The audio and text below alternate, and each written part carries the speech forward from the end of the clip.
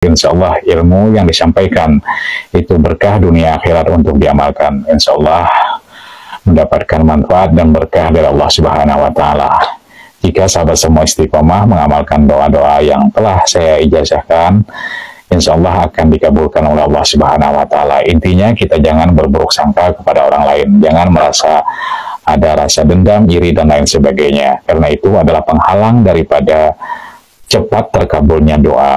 Jadi doa kita walau bagaimanapun kita meminta tidak akan terkabul jika masih ada penyakit hati yang bersarang di batin kita. Jadi bersihkan dulu hati kita sebersih-bersihnya hingga kita terhindar dari sifat dengki, iri, dan lain sebagainya. Kemudian kita mencoba membersihkan diri kita dengan menghilangkan rasa keakuan diri. Dalam arti kata bisa yang disebut dengan jangan terlihat adanya diri. Maksud jangan terlihat adanya diri, kita tidak ada memandang diri kita lagi yang berlaku di sana. Itu semata-mata yang berlaku adalah zat, sifat, asma, dan afalnya Allah. Jadi kita adalah diri yang la haula wala quwata illa billahil aliyil azim. Diri yang tiada mempunyai apa-apa kekuatan, daya, dan lain sebagainya. Yang kita punya adalah kekuatan daripada Allah Subhanahu wa Ta'ala itu sendiri. Jadi inilah intinya kita belajar daripada ilmu amaliyah. Pertama memang dulu kita melatih diri kita dari beramaliyah. Kita terus beramaliyah sehingga kita semakin dekat kepada Allah Subhanahu wa Ta'ala, maka lambat laun kita bisa mencarikan hakikat daripada amaliyah itu sendiri. Untuk mencapai warid kepada Allah Subhanahu wa Ta'ala itu tentu kita memiliki banyak wirid, yakni banyak amaliyah-amaliyah yang harus kita sampaikan. Amaliyah-amaliyah yang kita kerjakan di setiap salat itu lambat laun akan memberikan kejernihan pikiran kita, kejernihan hati kita, kebersihan hati kita, sehingga semua sifat-sifat yang dibenci oleh Allah Subhanahu wa Ta'ala itu akan terkikis secara perlahan-lahan dengan kita selalu mengamaliyahkan amaliyah itu tadi, sahabat semua. Sebenarnya itu kunci dari amaliyah-amaliyah itu. Jika kita sudah sampai kepada tahapan menuju warid kepada Allah Subhanahu wa Ta'ala, amaliyah yang kita ucapkan tadi belum kita ucapkan apa yang kita inginkan, sebenarnya sudah menjadi satu rahasia. Kritik hati kita itu insya Allah akan terjawab dengan izin Allah Subhanahu wa Ta'ala. Namun hal ini perlu kita banyak memiliki amaliyah-amaliyah yang baik, amaliyah-amaliyah yang bersifat bisa membersihkan daripada kekuatan diri kita, rasa kita yang semua memiliki itu menjadi hilang, sehingga yang berlaku dalam diri kita itu adalah kudrat iradatnya Allah.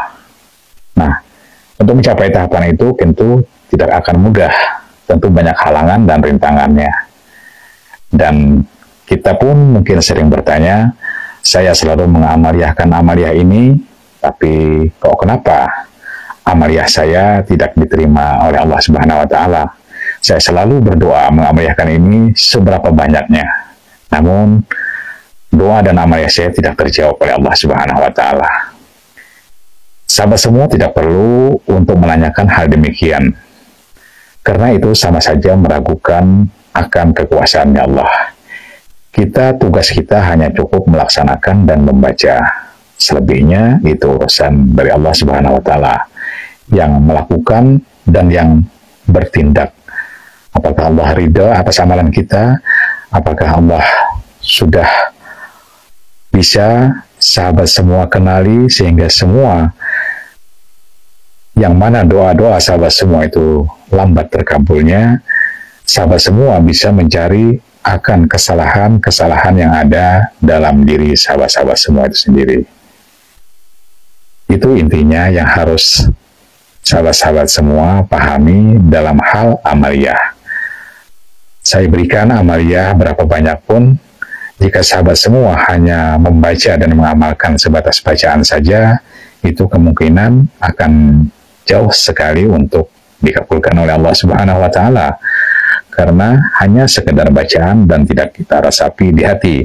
Apalagi ada iming-iming sesuatu hal yang membuat kita tertarik dengan amal ini. Wah, ini bisa membuat saya kuat dan lain sebagainya. Dengan iming-iming itu berarti kita telah menafikan Allah dalam amalia ini. Seharusnya sahabat semua mendahulukan Allah, baru kita menggunakan amalia. Itu yang terbaik dan yang penting. Sahabat semua yang dimuliakan Allah, selamat malam, selamat beristirahat. Semoga kita semua selalu dalam bimbingan Rahman dan Rahimnya Allah, selalu diberikan sifat kasih sayang, sifat pemaaf, dan selalu mendapatkan keberkahan hidup menjalani aktivitas kita sehari-hari. Dan saya doakan semoga sahabat semua selalu diberikan rezeki yang berkah berlimpah, hingga bisa memberikan manfaat kepada diri, keluarga, dan orang yang membutuhkannya.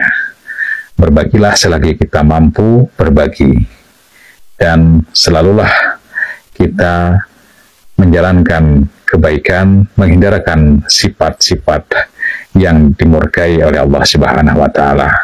Saya rasa cukup sampai di sini.